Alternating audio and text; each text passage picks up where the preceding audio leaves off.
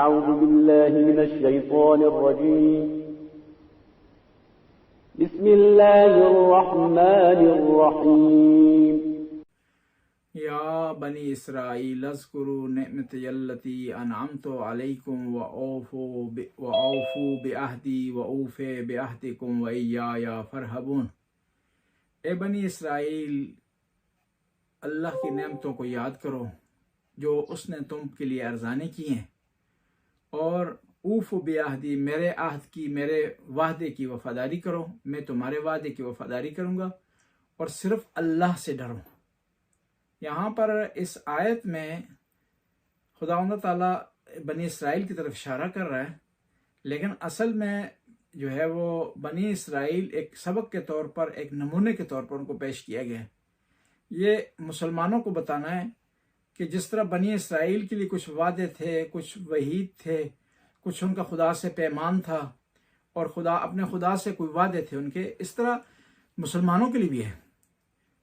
बस जो है वो खुदावंद ताला कितना करीब है, वो करीम है कि वो आप लोगों को कह रहा है कि तुम मेरे वादे की वफादारी करो, मैं तुम्हारे वादे की वफादारी करूंगा। अब कौन से वादे थे जो बनी इसराइल ने खुदा से किए और खुदा ने उनसे अहद व पैमान लिए? ये कि शिरक ना करें, वालिदैन का एहतराम करें, नमाज को जो है वो कायम करें, और अंबिया का एहतराम करें। ये वादे थे जो बनी इसराइल से खुदा ने लिए, यानी इन पर अमल करें। और उसके मुकाबले में क्या है कि खुदा क्या करेगा? वो खुदा ने कौन से वादे किए हैं इंसान से कि इनके बदले में अंजाम दे, और कौन से वादे किए जो बनी इसराइल को कहा गया कि तुम अगर शिर्क से बचोगे, वालिदैन का एहतराम करोगे, नमाज कायम करोगे, तो खुदा क्या करेगा? खुदा तुम्हें लग्जशों से बचाएगा, परेशानियों से बचाएगा, रिज्क तुम्हें अता करेगा, और तुम्हें जो है वो फलाह और कामयाबी की तरफ ले जाएगा। बस यहां पर खुदावंद ताला, हालांकि देखेंगे जो दो आपस में मुआहिदा कर रहे होते हैं, एग्रीमेंट कर रहे होते हैं, पैक्ट कर रहे होते हैं, उनका बराबर होना किसी हद तक जरूरी है, वरना उनमें से कोई एक भी जो है वो बालादस्त हो, पावर वाला हो, कुदरत उसके पास ज्यादा हो, पावर, तो वो क्या है, वो वादे की वफादारी करने का पाबंद नहीं होता, वो किसी वक्त भी तोड़ सकता है। लेकिन खुदा कितना करीम है, इतनी अजमत के बावजूद, इतने कमालात के बावजूद, इतनी बड़ाई के बावजूद क्या है, वो कहता है कि तुम मेरे वादे की वफादारी करोगे, मैं तुम्हारे वादे की वफादारी करूं। फज़्कुरूनी अज़्कुरुकुम, तुम मेरा जिक्र करो, मैं तुम्हारा जिक्र करूंगा। यानी खुदावंद ताला देखिए अपने आप को इंसान के बराबर ला रहा है। ये उसका करम है, उसकी मेहरबानी है, उसकी इनायत है। यानी जब वो इतना अपने आप को बराबर ला रहा है इंसान के, तो इंसान को चाहिए कि खुदावंद ताला की बारगाह में सजदे के लिए शुक्र अदा करे और हया करे, उसकी नाफरमानी ना करे, उससे किए हुए वादों से मुंह ना फेरे। देखिए, लेकिन हम क्या करते हैं, खुदा से जो वादे किए करते हैं, उसके बरक्स करते हैं। और खुदावंद ताला ने हत्ता इंसान से जो हम वादा करते हैं उसके बारे में कहा है कि उसकी पासदारी की जाए। ला दीन लिमन आहद लहू, कि वो आदमी मुसलमान ही नहीं है, उसका दीन ही नहीं है जो वादा की वफादारी नहीं करता, जो किसी से कोई पैमान करता है, किसी से जो ट्रीटी करता है, जो पैक्ट करता है, उसकी वफादारी नहीं करता। नबी करीम एक सहाबी के साथ जा रहे थे, रास्ते से गुजर रहे थे, तो सहाबी ने कहा कि या रसूल अल्लाह, यहां खड़े हो, मैं थोड़ी देर बाद आता हूं। वो गया, भूल गया।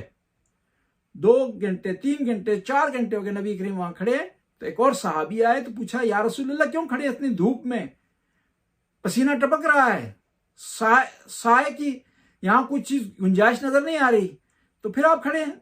तो रसूल अल्लाह ने इरशाद फरमाया, क्योंकि मैंने वादा किया है फला आदमी से कि मैं यहां खड़ा हूंगा, जब तक नहीं आता तो मैं खड़ा रहूंगा। उस सहाबी ने जाकर उस दूसरे सहाबी को बताया, तो वो शर्मिंदा हुआ, पैगंबर की बारगाह में हाजिर हुआ, और उसने आकर कहा कि मैं शर्मिंदा हूं, मैं भूल गया था। लेकिन नबी करीम ने वादे की वफादारी की।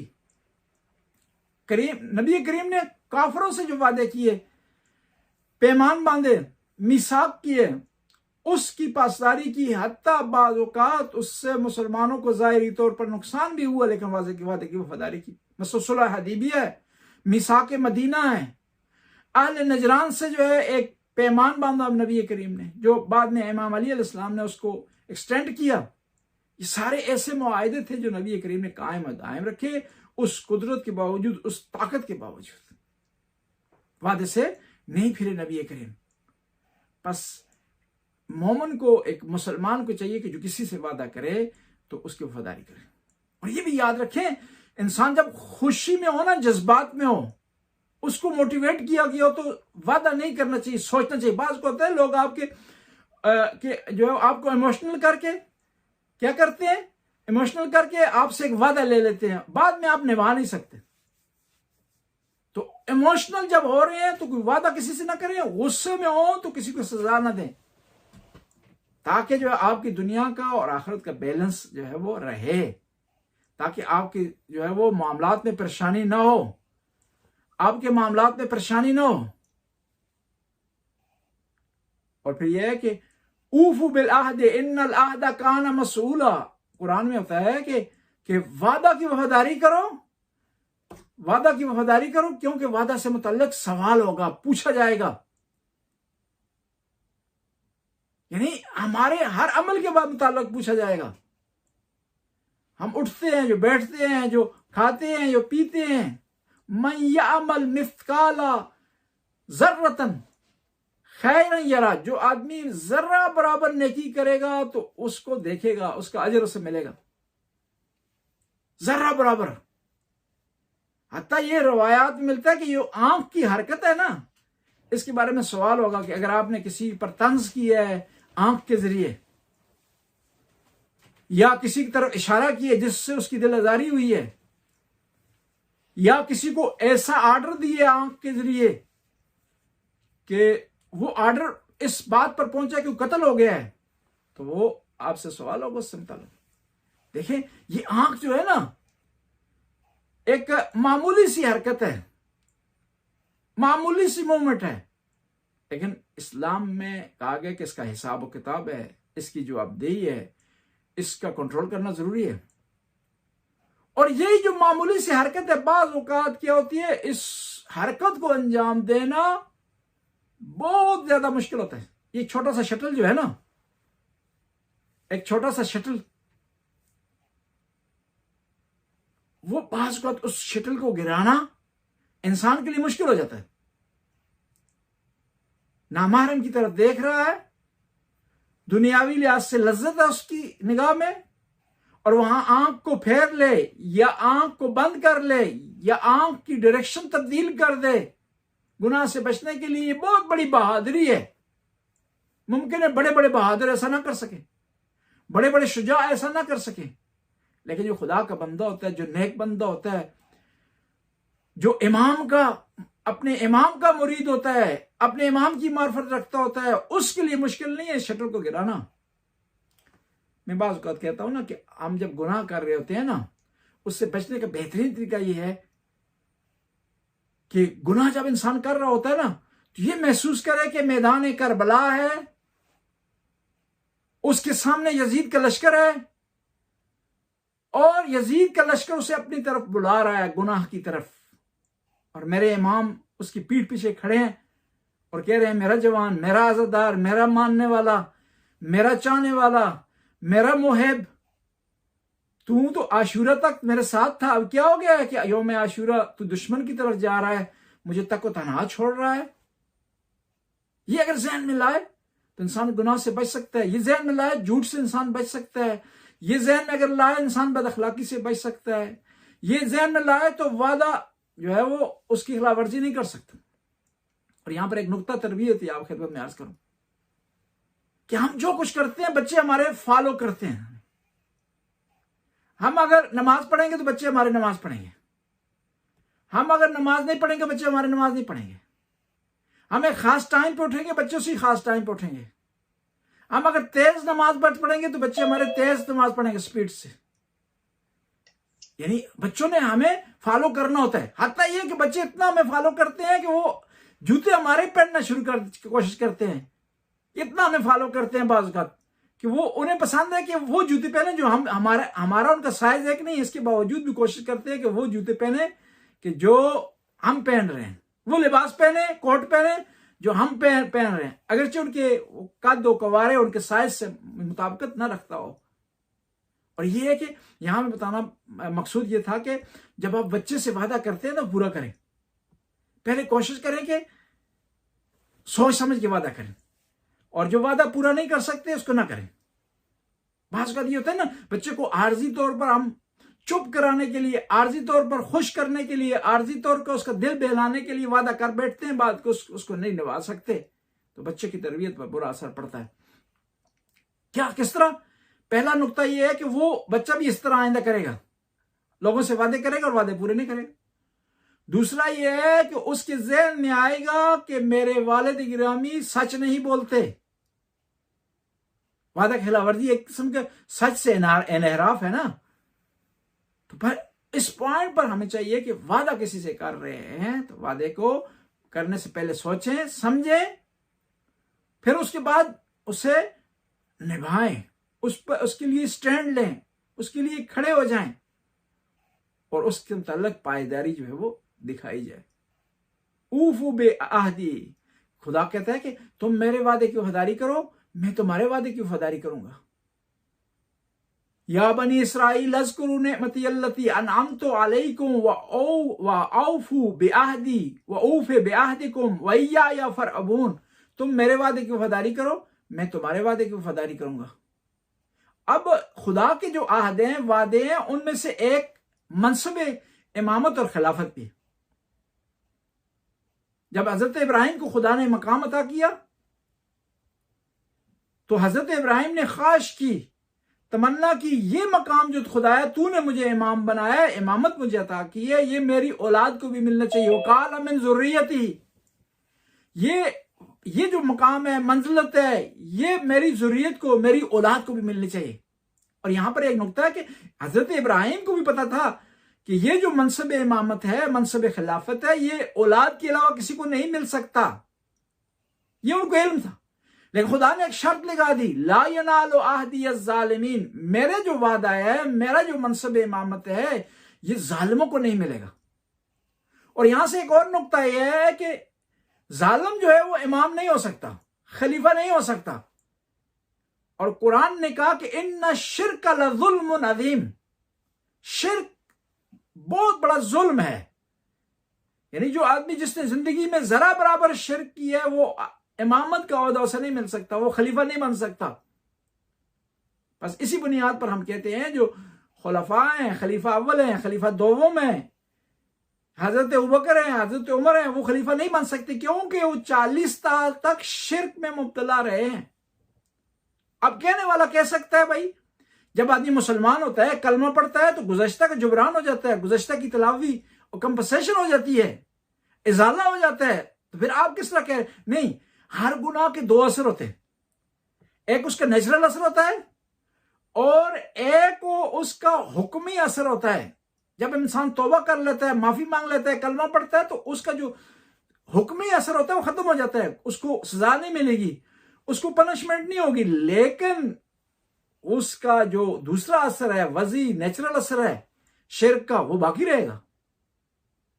जाहिर है एक आदमी ने जो है वो कोई गलत चीज खा ली है और उसके बाद फौरन तौबा उसने कर ली है, उसकी वो जो है वो खाने पर तौबा तो उसकी तो कबूल हो जाएगी, गुनाह नहीं होगा, लेकिन वो जो खाना उसने खाया है वो अंदर जिस्म के जाएगा, अपने असरात छोड़ेगा, उसका असरात होंगे, उसके जो इफेक्ट्स होंगे, उसका जो है वो जो बदन पर उसका असर होना है वो होगा। बस शिर्क भी इस तरह है कि जिस किसी ने जिंदगी में एक दफा भी शिर्क किया है वो आदमी,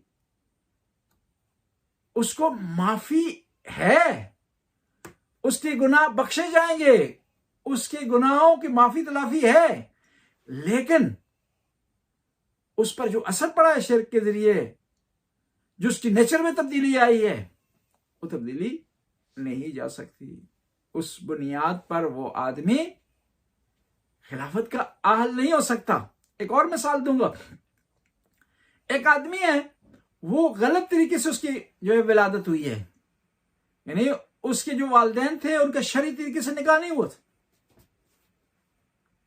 तो वो नमाज नहीं पढ़ा सकता, इस्लाम में जज नहीं बन सकता, बाद ऐसे और मनसब हैं वो हासिल नहीं कर सकता। हालांकि खुद वो नमाजी भी होगा, परहेजगार भी हो सकता है, क्योंकि उस बेचारे का कोई कसूर नहीं है, गलती किसी और ने की है। लेकिन उसको मनसब नहीं मिले। जवाब उसका यह है कि ठीक है, वो नेक है, अच्छा है, परहेजगार है, उसको सजा नहीं होगी, लेकिन ये क्योंकि वो ऐसे प्रोसेस से गुजरा है कि जिस प्रोसेस में जो भी गुजरता है वो उसमें एहलियत नहीं रहती इस मनासब की, उसमें क्वालिटी नहीं रहती, उसमें वो जो है वो खासियत नहीं रहती। जिस तरह यही है कि एक आदमी, लंगड़ा आदमी बाज काम नहीं कर सकता, अंधा आदमी बाज काम नहीं कर सकता, उसको बाज काम अलाउ नहीं है। तो बस इस बुनियाद पर हम जो है वो यहां पर भी जो है वो कह सकते हैं कि मनसब खिलाफत, मनसब इमामत हर किसी को नहीं मिल सकता। क्यों कि ये इमामत पैगंबर की जानशीनी है, और फिर इमामत में जरूरी है वही क्वालिटी हो, वही खुसूसियात हो जो पैगंबर गिरामी में थी, मासवाए वही रसाली के, मासवाए जिब्राइल के आने के, बाकी उसमें वही क्वालिटी होनी चाहिए। यहां पर एक सवाल किया था, बाज़ अहले सुन्नत ने सवाल करते हैं और फिर इश्काल करते हैं, बाज़ ने किताबें में लिखी हैं कि ये शिया का जो नजरिया इमामत है ये खत्म नबुव्वत के खिलाफ है, यानी ये इमाम को वही दर्जा देते हैं जो नबी को, बस इनके यहां नबुव्वत खत्म नहीं हुई, जारी है। जवाब उसका ये है कि हम इमाम को नबी नहीं मानते हैं। और दूसरा यहां पर पॉइंट ये है कि ये जो नजरिया इमामत है शिया का, ये फकत शिया का नहीं है, खुदा का भेजा हुआ है। और ये जो नजरिया है ये खत्म नबुव्वत को मजीद स्ट्रांग कर रहा है। इसी वजह से शिया के अंदर, जो शिया उनके अंदर किसी ने नबुव्वत का दावा नहीं किया। इमामत का दावा किया उन्होंने, लेकिन नबुव्वत का दावा किसी ने नहीं किया, क्योंकि उनको पता है कि नबुव्वत खत्म हो गई है, अब इमामत का सिलसिला जो है वो जारी हो गया है। और जब एक नया सिलसिला जारी हो गया तो फिर दोबारा वो पुराना सिलसिला आ नहीं सकता। कि जब नबुव्वत खत्म है, इमामत आ गई है, तो फिर वो उसमें ज्यादा से ज्यादा ये होगा कि जो नया सिलसिला है इमामत का, उसी में दावा जो है वो बाज़ लोग कर सकते हैं। इसलिए शिया में किसी ने भी नबुव्वत का दावा नहीं किया। हाँ, शिया में बाद लोग ऐसे उठे हैं जिन्होंने जो है वो इमामत का दावा किया है, लेकिन शिया मजहब से वो खारिज हैं, क्योंकि हमारे यहाँ इमामत के लिए कोई उसूल है, कुछ जो है वो क्वालिटीज हैं, कुछ मेयार जो है उसके लिए मुकर्रर है। बस ये जो है, ये इमामत जो अहद इलाही है, अल्लाह का वादा है, अल्लाह की तरफ से मनसब है, ये हर किसी को नहीं मिल सकता। इस आयत से कुछ जो है वो नुकात मिलते हैं। उन नुकात में से ये है कि खुदा की नेमतों को याद करना वाजिब है, उज़्कुरू। और इसी आयत से जो है वो एक नुक्ता ये मिलता है कि ये जो नेमतें मिली थी मदीने में मौजूद यहूदियों को शायद ना मिली हो, लेकिन उनके आबा व अजदाद को मिली थी। गोया जब आबा व अजदाद को मिली हैं तो गोया उनको खुद मिली है, इसलिए उनको कहा जा रहा है मदीने के यहूदियों, तुम अल्लाह की नेमत को याद करो, उसका शुक्र अदा करो। और फिर इसी जो है आयत से पता चलता है कि खुदा की जो नेमतें हैं, उन नेमतों का शुक्र जो है वो एक इस तरीके से है कि खुदा से जो हमने वादे किए हैं वो पूरे किए जाएं। और फिर इसी आयत से एक और नुकता पता चलता है कि जब हम खुदा के हुक्म को बजा ला रहे हैं तो किसी से न डरें, वही या फरअबून, सिर्फ खुदा से डरें, किसी और से डरने की जरूरत नहीं है। इस आयत से क्यों पता चलता है कि बाज़ वक़्त लोग जो है वो नमाज पढ़ते हुए डरते हैं कि लोग क्या कहेंगे, हक बात करते हुए डरते हैं, परेशान हो जाते हैं कि हम सच बोलेंगे तो लोग क्या कहेंगे, ये हक को बयान करते हुए डरते हैं कि लोग क्या कहेंगे, लोगों को पता चलेगा कि मैं मोमिन हूं, मैं आले बैत का मानने वाला हूं, आले बैत का चाहने वाला हूं, मैं शिया हूं, तो लोग क्या कहेंगे। कुरान कहता है कि जब हुक्म इलाही को बजा ला रहे हो तो लोगों से न डरो, लोगों से परेशान न हो। क्यों? तुम्हारा मुहफ़्फ़िज़ खुदा है। जब इंसान खुदा से डरता है ना तो उसको फिर जरूरत नहीं पड़ती किसी और से डरे, उसको जरूरत नहीं पड़ती किसी और को जो है वो फॉलो करे, किसी और की जो है वो बात माने। यहाँ पर हम जो है रुकते हैं और इंशाल्लाह दोस्तों से, बच्चों से सवाल करेंगे, बच्चों से दरख्वास्त करेंगे कि सवाल करें यहाँ पर।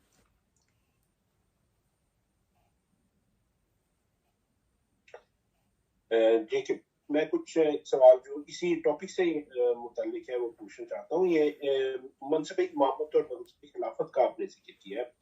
अब उसका जो मेन जाहिर है जो मकसद था वो तो था कि जो कौम मुसलमान कौम रसूल पाक के बाद सल्लल्लाहु अलैहि वसल्लम के बाद जो जानशीनी उनका या जिन्होंने आगे लेकर चलना अमीरुल मोमिनीन या इस तरह से, तो ये मैं समझता हूँ कि ये हमारा तो ज़ाहिर ईमान है कि इमामत जो है वो अल्लाह की तरफ से मतलब आई थी, उसके इशारे थे जो कि हदीस वगैरह भी है।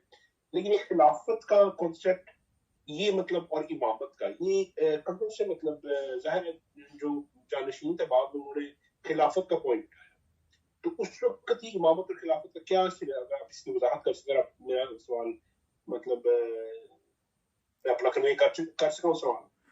मुझे थोड़ी आपकी एक शार्ट सा थोड़ा सा दोबारा इरशाद फरमाएं आप।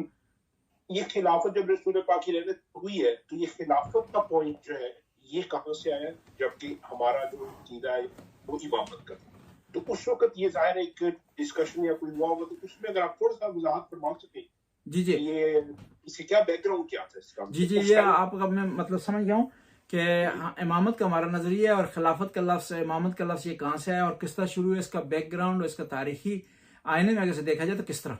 असल में हमारे नज़दीक, शिया के नज़दीक इमामत और खिलाफत मुतरादिफ हैं, एक दूसरे के सिनोनिम है।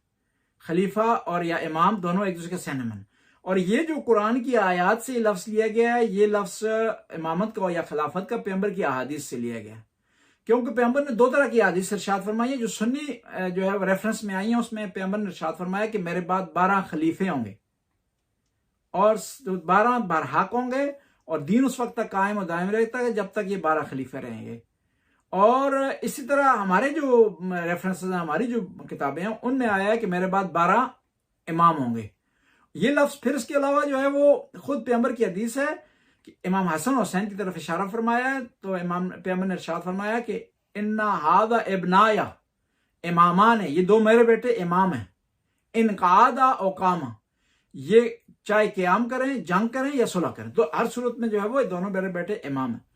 फिर कुरान में लफ्ज़ इस्तेमाल हुआ हजरत आदम के लिए, इन्नी जाइल फिल अर्द खलीफा, कि मैं जमीन में खलीफा बना रहा हूं। इसी तरह हजरत दाऊद के लिए लफ्ज़ इस्तेमाल हुआ है कि हमने दाऊद तुझे खलीफा बनाया। फिर इसी तरह हजरत इब्राहिम के लिए है कि वो हजरत इब्राहिम ने खुदा के इम्तिहान में कामयाबी हासिल की, तो खुदा ताला ने इरशाद फरमाया कि ए इब्राहिम मैं तुम्हें इमाम बना रहा हूं। और बाज मवारद में इसी वजह से कहा जाता है कि इमामत जो है वो नबुव्वत से बालातर है, क्योंकि हजरत इब्राहिम ऑलरेडी नबी थे, उलिल आज़म थे, अब नया एजाज उनको दिया जा रहा है, बालातर दिया जा रहा है, तो उनको कहा जा रहा है आपको इमाम जो है वो बनाया जा रहा है। ये सारी अहादीस का जो मजमू अगर जमा करें तो उससे निकलता है कि पैगंबर के बाद जो है वो पैगंबर का जो जानशीन होगा, पैगंबर के बाद जो पैगंबर की जगह बैठा होगा, उसका अनवान इमाम होगा या खलीफा होगा। यहां पर अहले सुन्नत और शिया में फर्क है थोड़ा सा। हम खलीफा और इमाम को मुतरादिफ समझते हैं, लेकिन अहले सुन्नत सिर्फ खलीफा कहते हैं और इमाम नहीं कहते। और उनके यहाँ जो है वो साथ जो इजाफा किया जाता है खलीफा राशिद का लफ्ज़ इजाफा किया जाता है। और ये भी याद रखें कि खलीफा राशिद का जो लफ्ज़ है, ये इसकी इस्तिलाह ये बहुत बाद में ईजाद हुई है, खुद खुलफा के ज़माने में नहीं थी। यानी बाज़ खुलफा को खुद भी पता नहीं था कि वो राशिद है, खलीफा बाद में इन्होंने इस्तिलाह, क्यों कि पैगंबर की जो हदीस थी उसमें कहा कि पैगंबर ने इरशाद फरमाया कि मेरे बाद मेरी हदीस को लो या मेरे जो बाद जो खुलफाए राशिदीन आएंगे उनके कलाम को लो। और हमारे यहाँ खुलफाए राशिदीन से 12 इमाम मुराद हैं, और इसी बुनियाद पर हम कहते हैं कि 12 इमाम मासूम है। और ये जो खलीफा राशिद की हदीस है इसको ये फिट करते हैं अहले सुन्नत 4 खलीफा पर, खलीफा अव्वल पर, खलीफा दोम पर, खलीफा सेवम पर और अमीर अल मोमिनीन पर।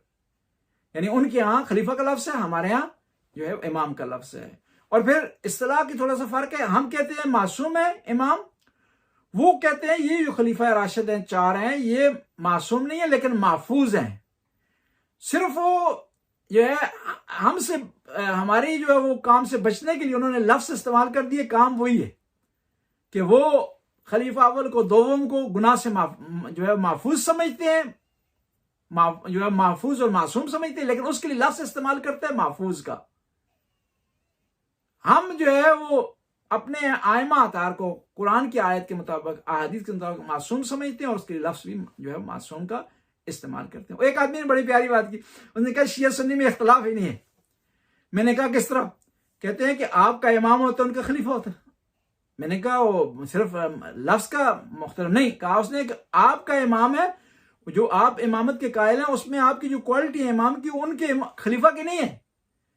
आपका यह है कि वो इमाम मासूम है, इल्म गैब जानते हैं, लेकिन वो जो खलीफा जिसको मानते हैं उसके बारे में कायल नहीं है कि वो इल्म गैब जानता है या जो है वो गुनाहों से पाक है। बस ये मनसब तो है ही दोनों मुख्तलिफ। जब मनसब दोनों मुख्तलिफ है तो इख्तलाफ ही जो है वो नहीं होना चाहिए कि वो जिस तरह है ना, एक मुल्क में था, एक लीबिया में कर्नल से ऊपर कोई पोस्ट नहीं जाती थी लीबिया में, यानी कर्नल की पोस्ट होती थी लेकिन काम वो जनरल के करता था। ये कर्नल की पोस्ट है लेकिन काम जो है वो जनरल के कर रहा है, यानी फौज का कमांडर है लेकिन नाम उसका कर्नल है। पाकिस्तान में वही कमांडर है, उसका नाम जनरल है, लेकिन जो है वो काम वही कर रहा है लेकिन उसकी पोस्टें मुख्तलिफ है।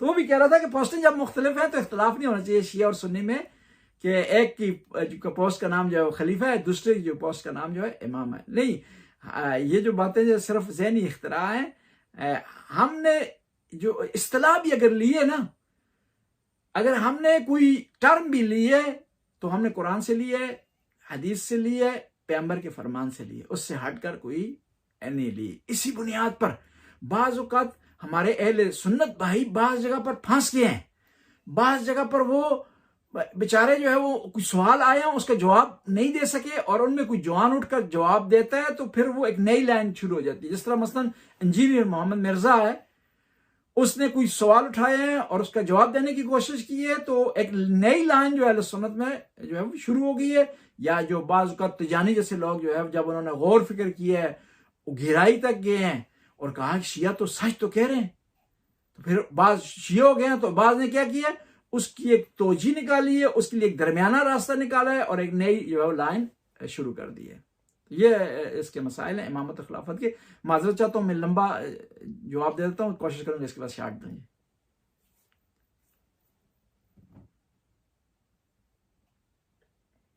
बहुत शुक्रिया। ये सवाल अगर ये हाथ उठाया हो, अगर वो करने सवाल जी सवाल है ये आसम ने शायद आठ है। जी जी जी मौलाना साहब, मैं पूछना चाह रही थी, शायद मेरी नॉलेज में आगे पीछे पॉइंट्स हो गए हों कि जैसे खिलकत आदम अलैहिस्सलाम के वक्त ये हुआ कि अल्लाह ताला ने ये प्री डिसाइडेड था कि ये जो बनाया है मैंने ज़मीन पे खलीफा बना के भेजा जाएगा, तो फिर बाद में तरके उला हुआ, फिर वो बाद में कहा जाता है कि फिर वो ज़मीन पे भेजे गए। तो ये तो प्री डिसाइडेड ही नहीं था उनकी खिलकत के वक्त कि उन्हें ज़मीन पे ही भेजा जाना है इन फ्यूचर।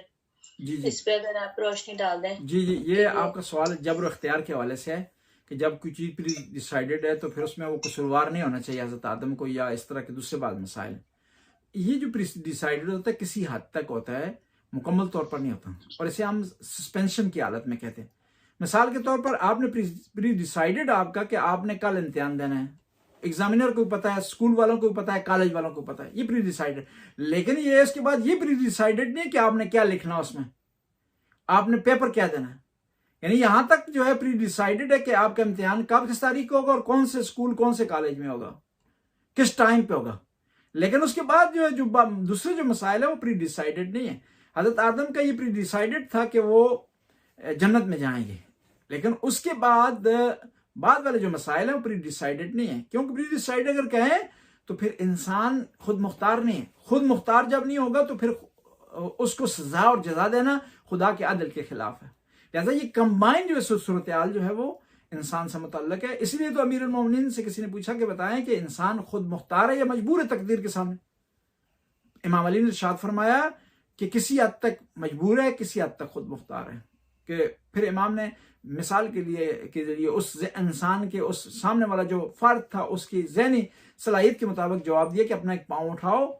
उसने उठाया तो इमाम ने कहा कि अब दूसरा पाँव उठाओ, तो उठा नहीं सका।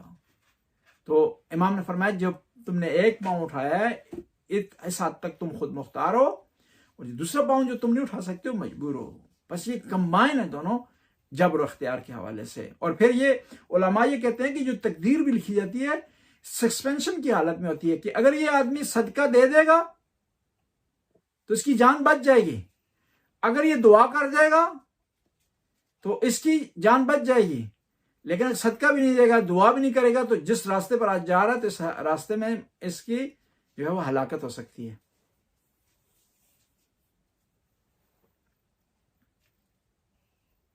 तो सर जैसे ये है कि नबी जो है वो मासूम है, उनसे खता सरजद नहीं होती, तो यहाँ पे फिर क्या मनसब नबूवत के मुख्तलिफ दर्जात हैं कि रसूल पाक को जब हम देखते हैं तो हम कोई इन सारी चीज़ों से वो पाक हैं, और इसी तरह हज़रत आदम अलैहिस्सलाम थे तो वो आ गए शैतान के बहकावे में या उसकी बात में, तो क्या ये दर्जात के फ़र्क की वजह से ऐसा हुआ? जी, नबूवत की जो इस्मत है, नबूवत की हो या इमामत की मासूम होना, उसकी दो जो है वो दर्जे हैं, इस्मत सोगरा और इस्मत कुबरा। सारे अंबिया को इस्मत सोगरा हासिल है, लेकिन पंजतन पाक को, जिसमें नबी करीम भी शामिल है, या 14 मासूमीन को इस्मत कुबरा है, जिसमें तारक औला का भी इम्कान नहीं है। और ये इस्मत आले बैत की 14 मासूमीन की इजबारी नहीं है, इख्तियारी है। इसके मुकाबले में फरिश्तों की जो इस्मत है वो इस्मत इजबारी है, फरिश्ते गुनाह कर ही नहीं सकते, लेकिन आले बैत अलैहिस्सलाम जो है वो गुनाह कर सकते हैं लेकिन नहीं करते। जी शुक्रिया। जी जी, अभी जो है वो हाथ खड़े किए हैं 3 आदमियों ने, मुअज्जम भी हैं, आसिम भी हैं और हमाद भी हैं। पहले किसने हाथ खड़ा किए? पहले मुअज्जम साहब ने। जी जी, बिस्मिल्लाह जी। और इनको हम प्रायोरिटी भी देंगे, कभी कभी आते हैं इस वजह से। मेरा सवाल आज के दर्स से, क्योंकि है तो वादा पूरा करने के हवाले से था, उसके जरिए एक सवाल मेरे ज़हन में था। इसे सवाल के लिए या मेरी कंफ्यूजन के लिए तो मेरे लफ्ज अगर गलत हो तो मैं माजरत खाऊंगा। हम एक आयत पढ़ते हैं कि खुदा ने हजरत आदम यानी आसमान पर तमाम रूहों से वादा लिया, जो रूहें जिन्होंने जमीन पर आना था। जी जी, उसमें मेरी रूह भी शामिल थी और हम सब भी अरवाह शामिल थे। तो लेकिन मैं सोचता हूँ कि कैसा वादा था जो मुझे याद नहीं आ रहा। यानी कि खुदा ने मेरी रूह से वादा लिया था तो मुझे याद आना चाहिए कि खुदा ने मुझसे वादा लिया था। अब अगर मुझे याद नहीं आ रहा तो मैं उस वादे की पाबंदी करने का कैसे मैं पाबंद हूँ, उस वादे को पूरा करूँ। यानी कि खुदा ने वादा लिया है तो मुझे याद तो आना चाहिए कि भी मुझसे वादा लिया गया है आसमान पर, जो मैंने जमीन पर पूरा करना है। लेकिन हम में से किसी को वादा याद नहीं आता। अगर वो आयत हमें ना मिले तो हमें याद नहीं आएगा खुदा ने वादा लिया भी था हमसे। जी जी, ये वादा जो है बड़ा प्यारा सवाल किया, बहुत अच्छा सवाल किया आपने, कि जो वादा जो है हमें याद नहीं है तो हम उस वादे पर अमल करने के पाबंद किस तरह हो जाते हैं। ये जवाब उसका ये है कि देखें, वादा हमें याद आता है लेकिन उसकी तरफ हम तवज्जो नहीं करते। मिसाल के लिए याद करूंगा, आपने किसी से वादा किया और आपने दुनिया में कभी भी वादा की खिलाफ वर्जी नहीं की, आपने वादा की खिलाफ वर्जी कभी भी नहीं की, वादा के खिलाफ कभी नहीं चले। पहली दफा जब खिलाफ वर्जी कर रहे होंगे तो आप हिचकिचाहट कर रहे हैं, आप थोड़ा सा जो है हिचकिचा रहे होंगे, थोड़ा सा जो है वो आपके जहन में आएगा कि मुझे नहीं वादा खिलाफ वर्जी करनी चाहिए। वो ही जो थोड़ा सा हिचकिचाहट है ना, वो वादा का याद आना है आपका।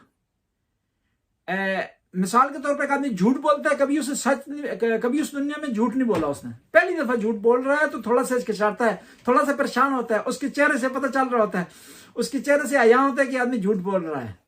ये उसके चेहरे से आया होना, यही उसका हिचकिचाहट करना, ये वो वादा की यादावरी है। लेकिन जब वो आहिस्ता आहिस्ता हर रोज ये काम करता है, हर रोज झूठ बोलना शुरू करता है, तो 10 दिन मुसलसल जब झूठ बोलता है तो फिर आदत हो जाती है। फिर उसके चेहरे पर शर्म के आसार भी नहीं होते, उसकी जुबान में लड़खड़ाहट भी नहीं होती, उसके जो है वो जबान में जो है वो उतार चढ़ाव भी नहीं होता।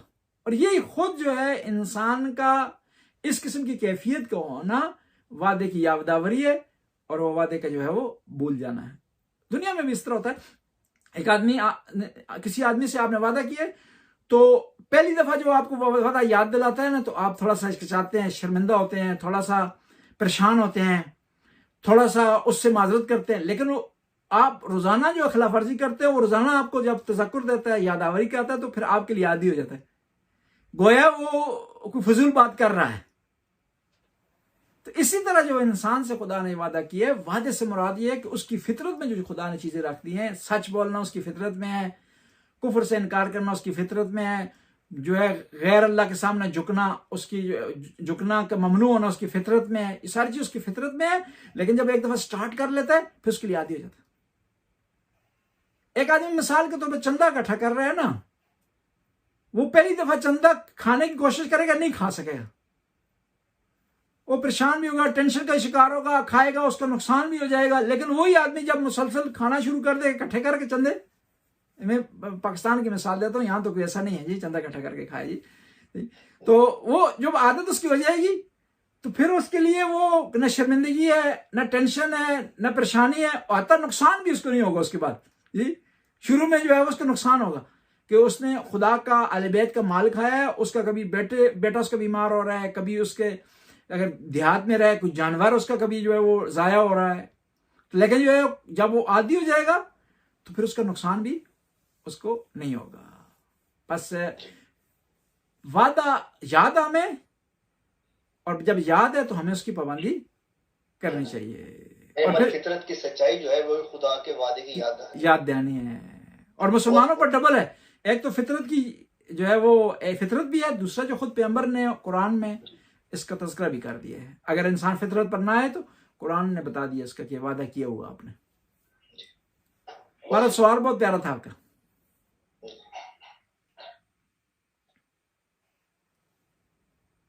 जी किबला, मैं अगर सवाल कर सकूं जी बिस्मिल्लाह जी, जरूर जरूर जी।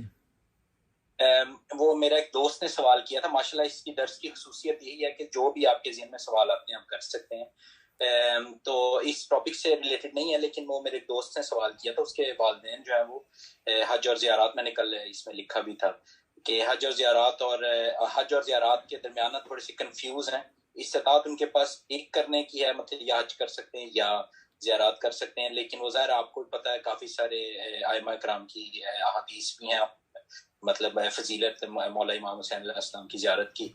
तो वो क्या दिल उनका जो है वो बेसिकली ज़ियारत करने का है, लेकिन वो सवाल ये था कि मतलब वो कंफ्यूज हैं कि क्या किया जाए, मतलब अगर दोनों तरफ की आपको एक तरफ की आपके पास इस्तात है तो किसको पहले फरीजे को अदा किया जाए, मतलब हज किया जाए या ज़ियारत किया जाए, दिल उनका पहले ज़ियारत करने पे, ये सवाल था जी मेरे दोस्त जी। अब 3 चीजें हमारे पास, ज़ियारत है, उम्रा है, हज है।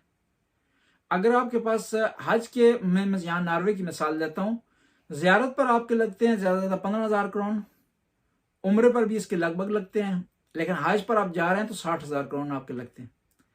अगर आपके पास 60,000 करोड़ हैं और दूसरी शराइत भी हैं कि आप जाएंगे तो आपके काम में खलल नहीं आएगा, आपके लिए वीज़ा खुला हुआ है, आप जाएंगे तो आपके बच्चों की किफ़ालत करने वाला कोई है, आपके पास 60,000 करोड़ है, तो पहले मरहले में जो चीज़ वाजिब है आइमा की तालीमात के मुताबिक, खुद आइमा ने इस तरह किया, वो हज है, आपने हज बजा लाना है। लेकिन आपके पास सिर्फ 15,000 हैं, ये उसके लगभग हैं, तो फिर आपके पास 2 चॉइस हैं, उम्रा करें या ज़ियारत करें। वहां पर भी आपने क्या करना है, उम्रे पर जाना है, लेकिन जो है वो आपने हज भी बजा लाया है अपना, एक दफा हज कर चुके हैं, क्योंकि सारी जिंदगी में एक दफा हज वाजिब है और उम्रा भी वाजिब है एक दफा, तो आपने फिर क्या करना है, ज़ियारत पर जाना। अब कहने वाला कह सकता है कि आपने जो है नाउज़ बिल्लाह इयाज़ बिल्लाह करबला की ज़ियारत, जिसका इतना बड़ा मकाम है 70 हजों के बराबर है, आपने उसकी नफी कर दी। ऐसा नहीं, क्योंकि वही इमाम हुसैन, वही आले बैत ने हज की ताकीद की, ये एक मसला है। दूसरा मसला ये है कि इमाम हुसैन की ज़ियारत हज 70 हजों के बराबर है, लेकिन मुस्तहब है इमाम हुसैन की ज़ियारत, लेकिन हज जो है उसके मुकाबले में वाजिब है। बाज़ इबादतें मुस्तहब होती हैं, उनका सवाब ज्यादा होता है, वाजिब इबादत से बालातर होती हैं, लेकिन इसका मतलब ये नहीं है उसकी बुनियाद पर आप वाजिब इबादत को छोड़ दें। नमाज तहज्जुद का बहुत ज्यादा सवाब है, बहुत ज्यादा अजर है, बहुत ज्यादा मकाम है, लेकिन ये नहीं कि नमाज तहज्जुद पढ़ने की वजह से सुबह की नमाज आप छोड़ दें, सारी रात इबादत करें, लेकिन सुबह का जो टाइम हो तो उस टाइम में सो जाएं, ऐसा आप जो है वो नहीं कर सकते। इसकी आसान सी मिसाल दूंगा, देखें यहां पर होता है नहीं होता, पाकिस्तान में ईरान में होता है, एक होता है ओवर टाइम, एक होता है असल ड्यूटी। और ओवर टाइम जब आप लगाते हैं, अभी पता नहीं है, नहीं पहले जमाने में होता था, जब ओवर टाइम आप लगा रहे हैं तो आपको डबल पैसे मिलेंगे। एक आदमी इस तरह करे कि कहे कि क्योंकि इसमें डबल पैसे मिलते हैं, असल नौकरी छोड़ दो, सिर्फ ओवर टाइम लगाते जाओ, तो कहां वाले उसको इजाजत नहीं देंगे, कहेंगे ये जो पैसे इसके ज्यादा मिलेंगे, सहूलत इसकी ज्यादा मिलेगी, इसका जो दुरानिया मुमकिन है काम हो, लेकिन तब होगा कि जब आप असल अंजाम देंगे। इमाम हुसैन की ज़ियारत का बहुत बड़ा सवाब है, बहुत बड़ा अजर है, लेकिन इस सूरत में है कि जब आप वाजिबात को बजा लाएं, उन्हीं हस्तियों के फरामीन को बजा लाएं, उन्हीं हस्तियों को जो है फॉलो करें। बस ये है कि पहले मरहले में आपके पास हज के पैसे हैं तो अपने हज बजा लाना है, दूसरे मरहले में आपने उम्रा बजा लाना है, तीसरे मरहले में आपने क्या करना है, ज़ियारत बजा लानी है। और एक और चीज भी है, जब आप हज पे जाते हैं, उम्रा पे जाते हैं, वहां भी ज़ियारतें करते हैं आप।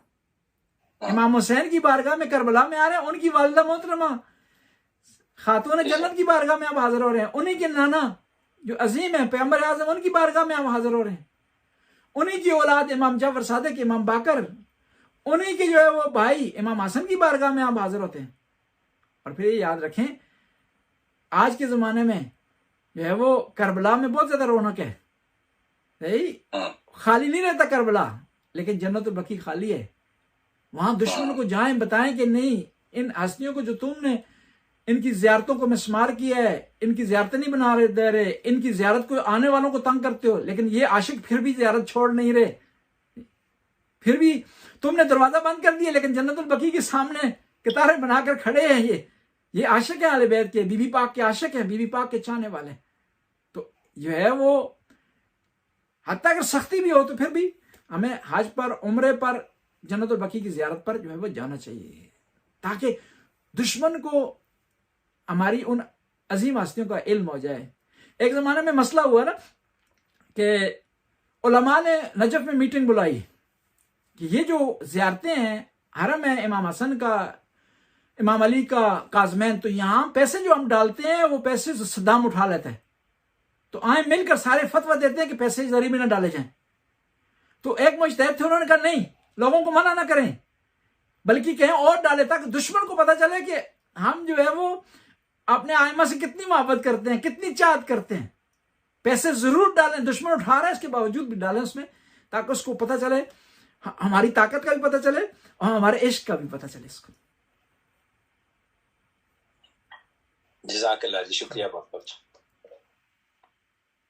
जी। अभी आसम काफी देर से माजरत भी चाहते हैं इनसे, जो है वो हाथ भी खड़ा किया हुआ काफी देर से उन्होंने, तो जी आसम जी सवाल कीजिएगा। नहीं, मतलब इन्होंने बाकी सब ने हाथ पहले खड़ा किया था, उनका हाथ पहले था, उन्होंने सही सवाल किया। मेरा सवाल जो था, वो अपना जो सवाल था वो था रसूल, पैगंबर, नबी और एक मनसब और है शायद, रसूल, नबी, पैगंबर और खैर तीन चार थे, मुझे एक नाम याद नहीं आ रहा शायद। तो ये चार मनसब है, इनके अलग अलग फजाइल है, तो तीन है, चार है। एक तो इस पे अगर आप वजाहत कर दें कि इनमें फर्क कहाँ कहाँ आता है, कि रसूल, नबी, पैगंबर और उलुल अज़्म पैगंबर था शायद, ऐसा कुछ। और दूसरा ये कि इसी से कनेक्टेड सवाल, आपने इमामत की बात की थी। इमामत का पहला दर्जा अगर हम कुरान करीम के हिसाब से देखा जाए तो शायद हज़रत इब्राहीम को सबसे पहला इमाम का दर्जा हासिल था, जो इमाम का दर्जा होता है। कोई और अंबिया भी हैं जिनके बारे में इमाम का लफ्ज इस्तेमाल हुआ हो कि ये इमाम है। ये मेरा अपना सवाल था। और बाकी ये मुझे मौज़म भाई और हमाद भाई ने जो सवाल किया उससे ये ले रहे, लेकिन पहले ये अगर आपने कहा कि पैगंबर, नबी, रसूल, पैगंबर और नबी, ये पैगंबर का लफ्ज इस्तेमाल होता है फारसी और उर्दू में, ये अरबी का लफ्ज नहीं है, ये तर्जुमा हुआ रसूल का। और नबी, अब फर्क क्या है नबी और रसूल में? नबी और रसूल में फर्क यह है कि रसूल का मकाम बालातर है नबी से। नबी जो है 1,24,000 हैं, लेकिन जो रसूल हैं वो 313 हैं। नबी और रसूल में जो फर्क यह है कि नबी खुदा की तरफ से पैगाम लेता है और हमेशा जरूरी नहीं है कि वो उस पैगाम को आगे पहुंचाने का वो मुकल्लफ हो, लेकिन रसूल उस पैगाम को आगे पहुंचाने का मुकल्लफ होता है। ये फर्क है नबी और रसूल में। और फिर रसूलों में जो 313 हैं, 5 उलुल अज़्म हैं, 5 उलुल अज़्म हैं, यानी वो अंबिया जो कि शरीयत लेकर आए हैं, जो साहिब शरीयत हैं, उन्हें उलुल अज़्म कहा जाता है। बस ये फर्क हुआ नबी रसूल में और उलुल अज़्म अंबिया में। दूसरा आपका क्या सवाल था इमामत से मुताल्लिक? इमामत से मुताल्लिक ये था कि मैं एक और सूरा भी पढ़ा था, उसके अंदर भी क्लियरली आता है कि हज़रत इब्राहीम के बारे में इमामत का मनसब क्लियर है। और अंबिया या आज़म पैगंबर या कोई और हैं जिनके लिए इमामत का आया हो हदीस में या फिर कुरान करीम में? जी मेरे जहन में इस वक्त नहीं है, मैं इसको देख करके बताऊंगा। को वो जी जज़ाक। इमाम अली इरशाद फरमाते हैं ना कि ये कह देना कि मुझे नहीं आता आधा इल्म है जी, तो आधा तो ना गंवाएं कम से कम ना जी। वो बहुत बड़े अलामत है अल मीज़ान के जो है वो अलामत तबतबाई। वो एक दफ़ा गुजर रहे थे रास्ते में से, एक आदमी ने मसला पूछा तो उन्होंने कहा मुझे नहीं आता। तो उस आदमी ने फौरन कहा कि इतना बड़ा इमामा सर पे रखा हुआ है तुम्हें मसला नहीं आता। तो उन्होंने फौरन सर से इमामा उतार कर उसके सर पर रख दिया। कहा अगर इमामे से मसला हल होता है ये तुम्हारे सर पर रखता हूँ, जवाब दो अभी। जज़ाकल्लाह, बहुत जबरदस्त। ये इसको देख कर इंशाल्लाह मैं जवाब दूंगा अगली दफा। याद दिलाइएगा अगली दफा, मैं इसका जवाब जरूर दूंगा जी। अब जो मेरा कनेक्टेड सवाल है, मुअज़्ज़ज़ भाई का सवाल बहुत जबरदस्त बेहतरीन सवाल उन्होंने किया। उससे कनेक्टेड एक सवाल है, मुत्तसिल सवाल ये कि जैसे वो अहद कुरान करीम के अंदर बताया कि हमने तौहीद का जो है अहद लिया, कि कुरान करीम के अंदर ये बात है कि तौहीद का हमने अहद किया था। क्या इस अहद की तफसील है कहीं और हदीस में, या फिर वो जो हदीस कुदसी में, या किसी इरशाद में कि हमने और कोई चीजें भी थी जिसके बारे में कहा था? क्योंकि जैसे आपने बताया हमारी कोई बिल्ट इन फीचर्स हैं एक तरह की, कि हम वादा जब खिलाफी हम करते हैं तो हमें बुरा लगता है, हम सच बोलते हैं, हमारी फितरत के अंदर बिल्ट इन है। तो क्या ये और तफसील है उसकी, उस वादे की जो हमने जी उसकी बहुत ज्यादा तफसील है उस वादे की, जो वादा आलम ज़र में खुदा ने अपने बंदों से लिया, उसके अहादीस में, कुदसी कुरान की आयात में है। उन तमाम को जमा किया जाए तो फिर एक पूरे जो है वादों की लिस्ट बनती है। वही जो इंसानी फितरत के अंदर जो चीज़ें मौजूद हैं वही उसका जो है वो उस लिस्ट जो है में पाई जाती हैं कि शिरक ना करें, वालिदैन का एहतराम करें, दूसरों का हुकूकुल इबाद का ख्याल रखें, अंबिया का एहतराम करें, किसी को नाहक जो है वो कत्ल ना करें, किसी की इंसल्ट ना करें। सारी चीज़ें जो है वो जो कि वाजिबात और मुहर्रमात हैं, ये पूरा जो है उसका आता है। और फिर एक हदीस में पूरी इसकी अलग तफसील भी है मौजूद। तो वो इंशाल्लाह हदीस और जो कुरानी आयात हैं इससे मुताल्लिक वो इंशाल्लाह लिख देंगे इसको इसमें ग्रुप में इंशाल्लाह। जज़ाकल्लाह। आखिरी हम्माद भाई के सवाल से, जैसे हमें क्लियरली पता है, आपने वजाहत भी कर दी कि हज है, फिर उम्रा है, फिर ज़ियारतें हैं, लेकिन उम्रे के बारे में हमें हदीसें वगैरह काफ़ी कम सुनाई देती हैं कि उम्रे की जो फजीलत है, तो उसके बारे में अगर आप एक तो आपने बता दी कि आइम्मा कब्रें हैं वहाँ पे, तो वो सबसे बड़ी फजीलत होगी बीबी फातिमा की, रसूलुल्लाह की। इसके अलावा कोई मतलब एक आधा अगर हदीस आप बता दें उम्रे की फजीलत। जी उम्रे की फजीलत की हदीस में एक हदीस ये है कि इमाम जाफर सदिक इरशाद फरमाते हैं कि अगर खाना काबा खाली हो जाए ज़ायरीन से, यानी उम्रे से या हज से, तो फिर अज़ाब इलाही के लोग जो है वो मुस्तहिक हो जाएंगे, बगैर किसी वजह के लोग जाना छोड़ दें वहाँ पर। इसके अलावा जो है वो एक और हदीस है कि इमाम की खिदमत में एक शख्स हाजिर हुआ और इसने आकर कहा कि ये यब्न रसूलल्लाह, हमारे गांव में कुछ गरीब हैं लोग, तो मैं पैसे उनको दे दूं या उम्रे और हज पर चला जाऊं? तो इमाम ने फरमाया कि उम्रे हज पर चले जाओ, सही, और अगर हो सके तो उनकी मदद भी करो।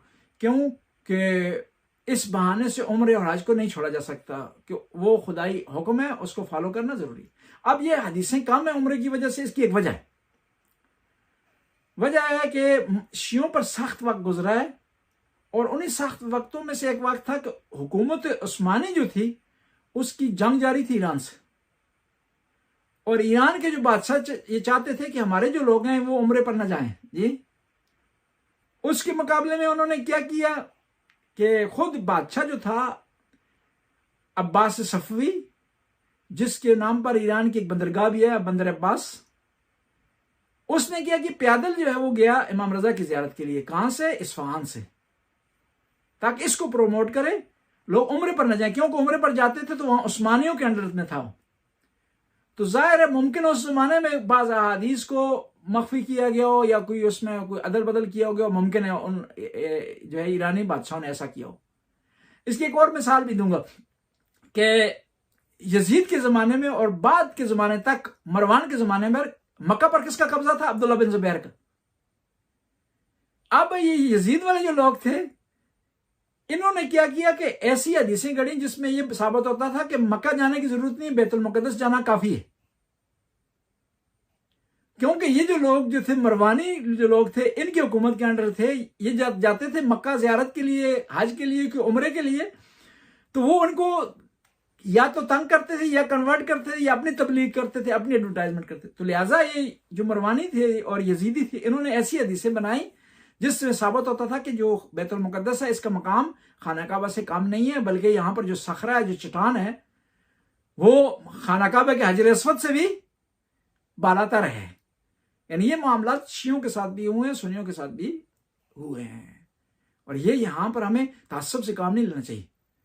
हदीसें जो जैली हदीसें आई हैं, सुन्नियों में बहुत ज्यादा आई हैं, लेकिन जो है बाज जो नादान शिया, नसमझ शिया या दुश्मन ने उनको वरगला करके शियों के अंदर भी बाज हदीसें जो है वो जैली आई हैं, और बाज हदीसों को दुश्मन ने छुपाया तो छुपाया है।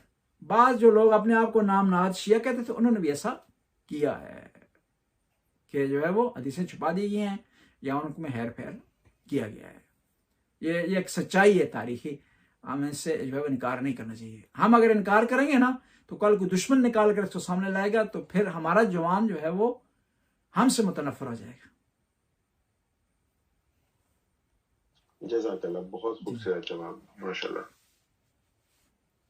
एक आखिरी चीज जो कि मैंने आपसे इंफरादी तौर पे सवाल पूछ लिया था, जो तलाक का अरबी में होने का, अगर आप उसके भी थोड़ा सा बता दें ताकि शिया मजहब में तलाक जो है वो थोड़ी सख्त है और निकाह आसान है। अहले सुन्नत में बरअक्स है इसके। अहले सुन्नत में निकाह में गवाह का होना जरूरी है, हमारे निकाह में जरूरी नहीं है, तलाक में जरूरी है। उनके यहाँ निकाह पढ़ा जाता है लेकिन तलाक नहीं पढ़ी जाती, हमारे यहाँ तलाक पढ़ी जाती है। हमारे यहाँ तलाक में यह है कि तलाक पढ़ी जाए, अरबी में पढ़ी जाए।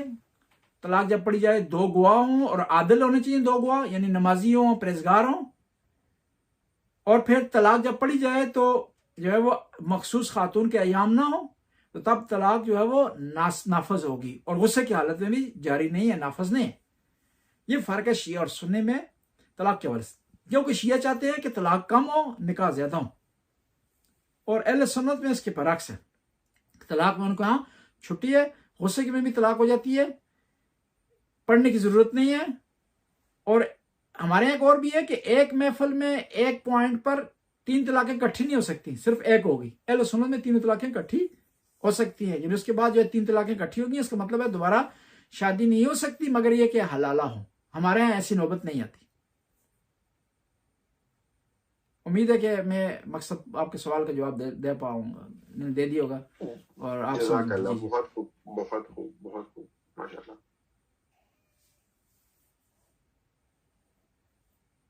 जी, और कोई सवाल है?